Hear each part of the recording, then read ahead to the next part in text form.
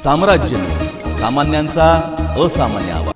विठ्ठल रुक्मिणीच्या दर्शनासाठी पंढरपूरला येणाऱ्या लाखो वारकऱ्यांसाठी राज्य सरकारने खजिन्याचे दार उघडले आहे।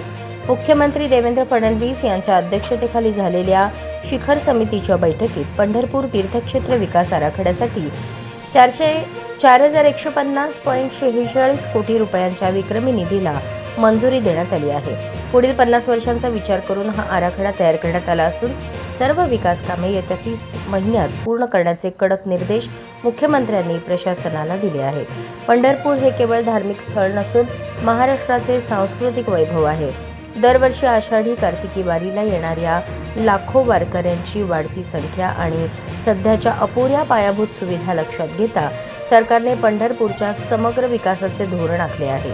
मंत्रालयात पार पडलेल्या शिखर समितीच्या बैठकीत या 4,150 कोटींच्या सर्वसमावेशक आराखड्यावर शिक्कामोर्तब करण्यात आले।